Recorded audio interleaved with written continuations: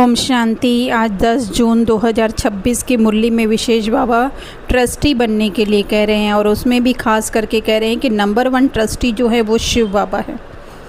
शिव बाबा के पास क्या है? शिव बाबा के पास सारी आत्मा है, सारा विश्व है, सारी संपत्ति है, पर वो कभी भी ये नहीं कहते हैं कि ये मेरा है। न किसी व्यक्ति से लगाओ, न किसी वस्तु से मोह, न किसी की भूमिका में फंसाओ। यही है बाबा नंबर 1 ट्रस्टी। आसक्ति का अर्थ क्या होता है? यह मेरा है, इसके बिना मैं नहीं रह सकता, मेरी बात ही मानी जाए, ये व्यक्ति जो है वो मेरे अनुसार ही चले। तो ये सब हैं आसक्तियों के रूप। शिव बाबा संभालते हैं सबको, प्रेम भी करते हैं, लेकिन न उनको बांधने की कोशिश करते हैं, न खुद कहीं पे बंधते हैं। तो वही शिक्षा जो है वो बाबा हमारे लिए दे रहे हैं कि घर संभालो, लेकिन मालिक बन करके नहीं, ट्रस्टी बन करके। उसी तरह से शरीर का उपयोग करो, लेकिन मैं शरीर हूँ ऐसा मत समझो। संबंध निभाओ, लेकिन उन संबंधों में अपने अस्तित्व को भूल नहीं जाओ। सेवा करो, लेकिन सेवा मैंने की यह अहंकार कभी भी नहीं होना चाहिए। तो एक शब्द में अगर हम कहें तो बाबा कह रहे हैं कि ट्रस्टी वह है जो हर चीज़ की जिम्मेदारी लेता है, पर किसी पर भी जो है अपना अधिकार नहीं जमाता है। तो इसलिए बाबा नंबर 1 ट्रस्टी हैं। फिर बाबा आज इंश्योरेंस मैग्नेट बन करके आए हैं। तो इंश्योरेंस मैग्नेट अर्थात कि सिक्योरिटी की जो है बाबा गारंटी देते हैं कि तुम तन मन धन को ईश्वरीय कार्य में अगर सफल करते हो तो वो कभी भी व्यर्थ नहीं जाएगा, डिपॉजिट हो जाएगा, जमा हो जाएगा, है ना। जैसे चुंबक होता है वो क्या करता है? खींचता है। तो बाबा क्या खींचते हैं? बाबा जो है वो अपनी तरफ याद और प्रेम को खींचते हैं। जितना जितना हम बाबा को याद करते जाएंगे उतना हमको कशिश अनुभव होगी, है ना। तो बाबा कह रहे हैं कि तन मन धन जो है बाबा की सेवा में सफल करना है। तो सफल करने का अर्थ सिर्फ दे देना नहीं है, लेकिन जैसे तन है तो उसको उस तन को जो है समय शक्ति सबको जो है वो श्रेष्ठ कार्य में लगाना है। मन को जो है शुभ संकल्प योग में पवित्र विचारों में लगाना है।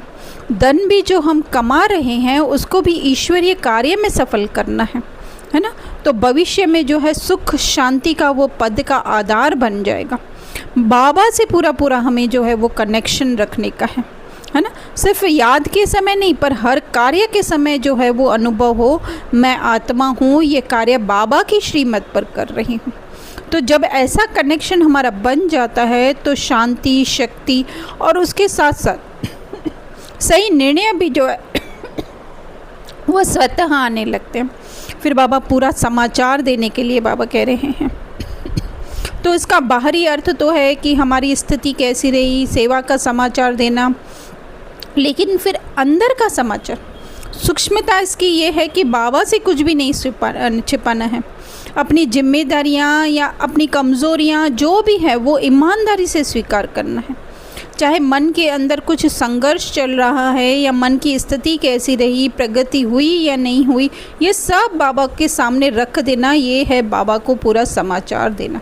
जैसे एक बच्चा होता है वो अपने पिता को सब कुछ बता देता है, ऐसा ही खुला और सच्चा संबंध जो है अपना बाबा के साथ होना चाहिए, है ना। तो जब आत्मा तन मन धन को ट्रस्टी भाव से सफल करती है, बाबा से निरंतर कनेक्शन में रहती है, सच्चे दिल से हमारा अपना जो है वो समाचार देती है, तो उसका जो जमा होता है वो इंश्योर हो जाता है, अर्थात सेफ हो जाता है। अभी तो उसका फल मिलेगा ही, लेकिन श्रेष्ठ उसका फल जो है भविष्य में भी ज़रूर प्राप्त होगा। आगे बाबा जो है सन्यासियों के लिए भी कहते हैं कि वो सोचते हैं कि हम ब्रह्म में लीन हो जाएंगे। फिर बाबा उनकी भी जो है महिमा कुछ कर रहे हैं कि उनमें से भी जो है कोई बहुत तीखे होते हैं, शांति में बैठकर शरीर छोड़ चले जाते हैं, तो उनका वायुमंडल 2-3 दिन तक जो है वो सन्नाटा हो जाता है। तो बाबा ये बताना चाहते हैं कि उनका भी जो है वो परमात्मा के साथ प्यार जो हम कहें वो इतना तीखा होता है, जो उनके अंदर की स्थिति इतनी शांत होती है, जो वातावरण पे भी जो है उनका प्रभाव छोड़ जाती हैं वो, है ना। तो वो शांति में बैठकर शरीर छोड़ना अर्थात कि वो घबराहट नहीं, उनके अंदर भय नहीं, अशांति नहीं, कुछ भी नहीं होता है। बस स्थिर स्थिति में रहते हुए, उस साइलेंस में रहते हुए जो है वो देह से न्यारे होकर के शरीर छोड़ देते हैं।